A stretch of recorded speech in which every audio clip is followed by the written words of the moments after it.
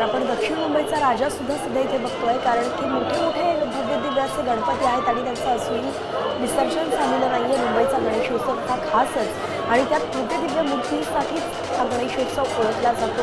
इतक्या मोठ्या प्रमाणात सार्वजनिक गणेश उत्सव साजरा केला जातो की मूर्ती गणपती बाप्पाच्या अनेक असतात, म्हणून मिरवणुका सुद्धा लांबतात आणि तशाच मिरवणुका लांबताना आपण बघतोय।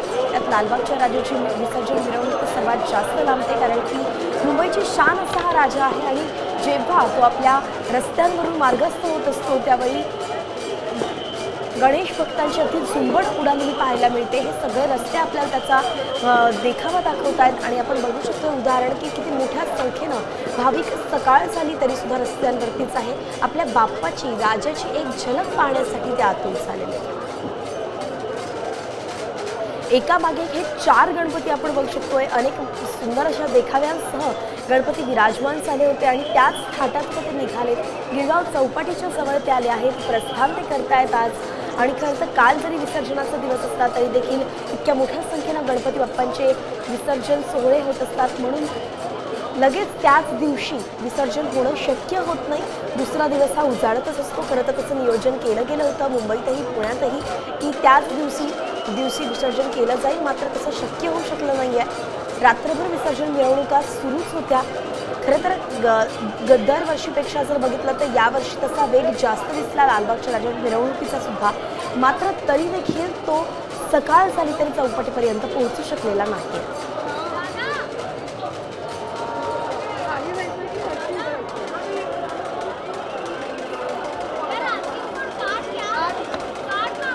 तर गिरगाव चौपाटीवरची दृश्य आहेत। काही गणपतींचा विसर्जन होताना आपण या ठिकाणी पाहतोय। बाप्पांना होडीत बसवून खोल समुद्रात नेलं जात आहे। एकामागून एक बाप्पा दाखलच होतात आणि अशात अजूनही मानाचे गणपती जे आहेत मुंबईतले ते गिरगाव चौपाटीकडे येत आहेत।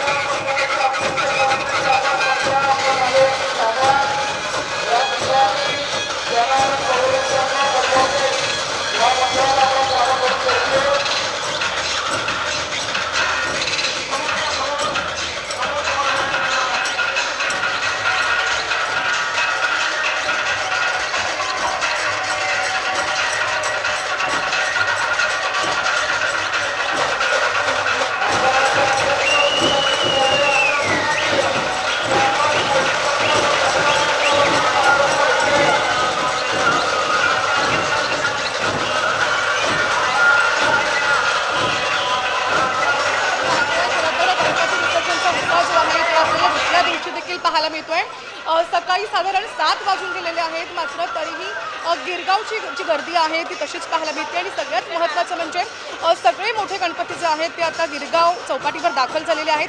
काही वेळापूर्वीच डोंगरीचा राजा जो आहे तो गणपती या ठिकाणाहून मार्गस्थ झाला. त्यानंतर अनेक मोठे मोठे गणपती जे आहेत ते आता या ठिकाणाहून मार्गस्थ होतील. आणि त्यानंतर सगळ्यांना मुख्य आकर्षण असतं किंवा सगळे ज्याची वाट पाहत असतात तो लालबागचा राजा तो देखील आता काही वेळातच मार्गस्थ होणार आहे. आपण जर पाहिला तर सगळाच उत्साह जो आहे तो पाहायला मिळतोय. संपूर्ण गिरगाव नगरी जी आहे ती दुमदुमलेली आहे. प्रत्येकाच्या तोंडात एकच जयघोष पाहायला मिळतोय, तो म्हणजे गणपती बाप्पा मोरया, पुढच्या वर्षी लवकर या. आणि या सगळा परिसर जो आहे तो अगदी आनंदमय झाला आहे. खरं तर गेले 10 दिवस ज्या बाप्पाची आरती केली होती, मनोभावे पूजा केली होती, त्या बाप्पाला आज निरोप द्यावा लागतोय. आणि नक्कीच जड अंतकरणानं हा निरोप दिला जातोय. पण तरीही पुढच्या वर्षी हा बाप्पा परत येणार आहे. आणि म्हणूनच जोरजोरात जयघोष होतोय, लोकांची गर्दी पाहायला मिळते. गिरगावचा हा परिसर आहे आणि गिरगाव चौपाटीवर काही वेळातच लालबागचा राजा जो आहे तो आता या ठिकाणी आपल्याला पाहायला मिळणार आहे. वैष्णवी, नक्कीच सीमा, प्रत्येक गोष्टींची अपडेट आपल्याकडे अशीच घेत राहील. सध्या चौपाटीवरती आपण आहात आणि गणपती बाप्पांचं आगमन येत आहे. या ठिकाणी होतं अगदी काही वेळातच विसर्जन देखील केलं जाणार आहे. मुंबईतील विसर्जन मिरवणुकांचा थाट आपण सध्या बघतोय. मोठ्या प्रमाणात गणेश भक्त या ठिकाणी दाखल झाले. सकाळ झाली आहे तरी सुद्धा अगदी रात्रभरापासून बाप्पाच्या मिरवणुकीत हे सगळे गणेश भक्त सहभागी होते. आणि गेल्या 18 तासांपेक्षा जास्त या मिरवणुकांना झालेला आहे. तरी देखील उत्साह तोच आहे आणि गाजावाजा आपण ऐकतोय, जयघोष ऐकतोय. सगळं काही ती उत्कंठा, उत्साह तसाच कायम आहे. अनेक राजकीय नेते सुद्धा या ठिकाणी येऊन दर्शन घेताना आपण पाहतोय.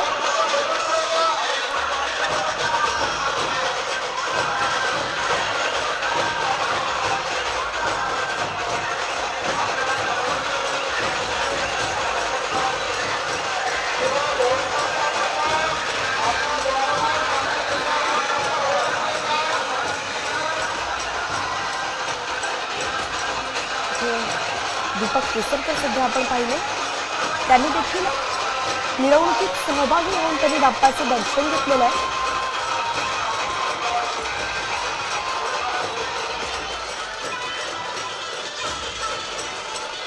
पुणे आणि मुंबईमध्ये अजूनही जल्लोष तसाच कायम. पुण्यातील मिरवणुका तर 22 तासांपेक्षा जास्त झाले तरी देखील चालूच आहेत. मुंबईतील मिरवणुकांनाही 18 तासांपेक्षा जास्त वेळ झालेला आहे. आता isakal.com आहे देशातील नंबर 1 ची मराठी न्यूज वेबसाईट. प्रत्येक अपडेटसाठी isakal.com ला नक्की भेट द्या.